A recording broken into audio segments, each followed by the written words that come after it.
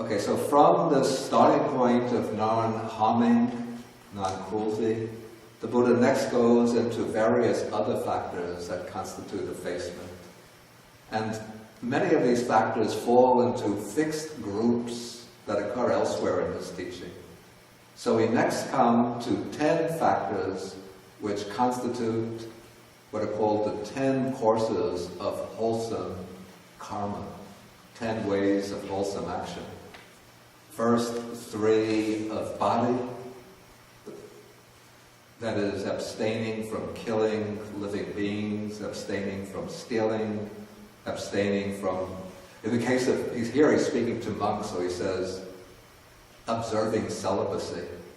In the case of lay people, it's abstaining from sexual misconduct.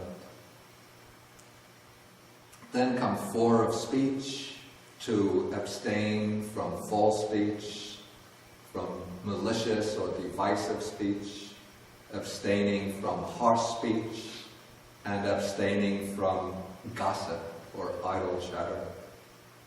And then come 3 of mind, abstaining from not giving rise to covetousness. That means a possessive mind, a mind which wants to get possession of the belonging, which wants to take possession of the belongings of others. Having a mind without ill will, that's a mind of loving kindness towards others. And having right view, especially as the foundation, the right view of the principle of karma and its result, its fruit.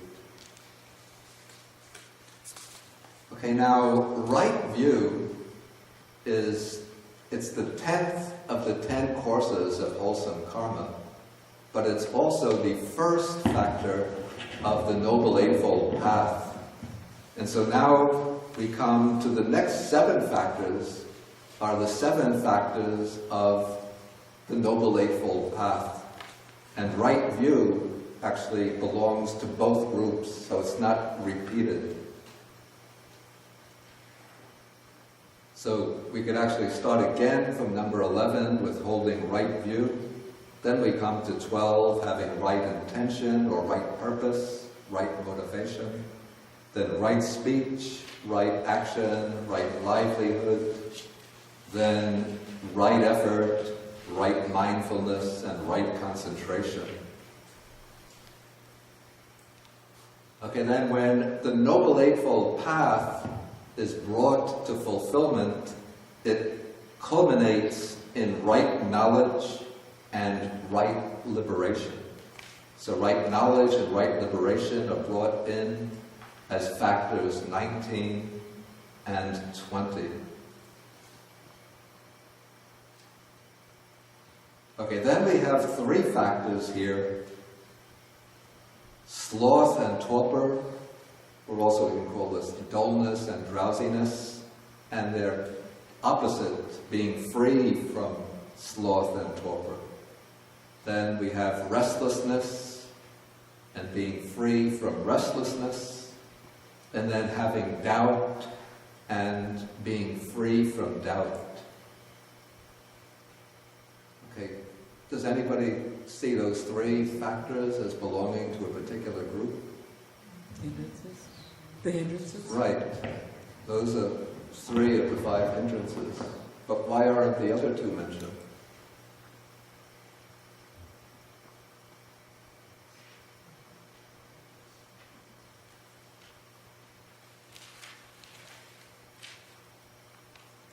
Any ideas? Well, they've already been mentioned. That's right. They were already mentioned. They were already mentioned under 9 and 10. So that actually often the first hindrance is mentioned as sensual desire in the suttas, but sometimes when it's expressed as covetousness. And so being free from covetousness includes being free from sensual desire. And then number 10 here is being without ill will. That means being free from the hindrance of ill will. So those two factors should be connected with numbers 21, 22, and 23, and so we have overcoming the 5 hindrances. Then we have a number of factors that you will recognize from the previous class. These are some of the 16 mental defilements mentioned in Sutta number 7, the simile of the cloth. So we have here not being angry. Actually, anger is in some ways similar to ill will, except maybe it has a different way of manifestation. Whereas ill will is like a persisting dislike for others and a wish for others to undergo harm. Anger is something which flares up. It could be directed at people or directed at conditions, circumstances.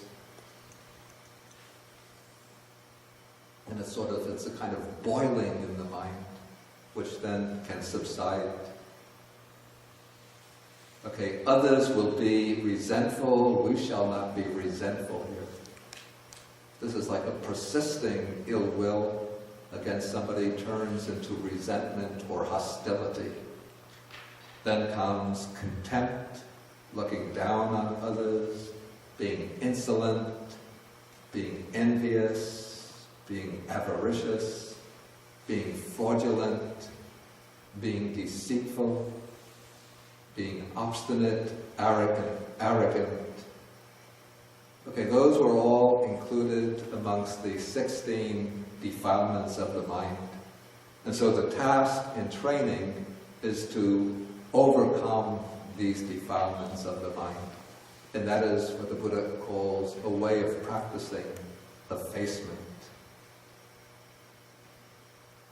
Then he comes to a few other factors which are brought in. They're almost miscellaneous.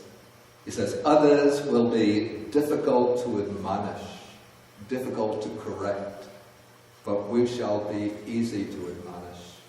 That is, when somebody points out one's faults, instead of reacting angrily to them and becoming insistent on adhering to one's faults and criticizing the other person in turn, one is willing to accept the advice of others and to change one's bad ways. So that's being easy to speak to, easy to correct, easy to admonish. Then, what's very important is the choice of one's friends. So the Buddha, in many suttas, insists on the need to avoid bad friends.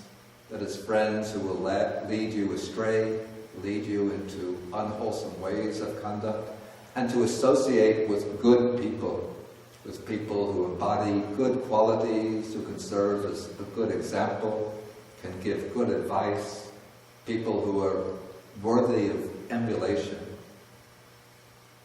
So you should avoid bad friends and associate with good friends. Others might be negligent or sloppy, careless or reckless in their behavior, but we shall be diligent or vigilant or heedful. Others will be, actually faithless has a special meaning in English, which is not quite the same here. Maybe others will be with, it's funny the way words take on a particular nuance in a language. Faithless means in a marriage relationship, when one partner doesn't remain faithful to the other, that's being faithless. But what's meant here is being without saddha, without faith, in the case of the Buddhist and the triple gem, or at least faith in good, wholesome qualities. But we shall be faithful here. Also, faithful means being loyal in a marriage relationship. But what is meant here is having faith, being possessed of faith, faith in the Dharma, faith in wholesome qualities.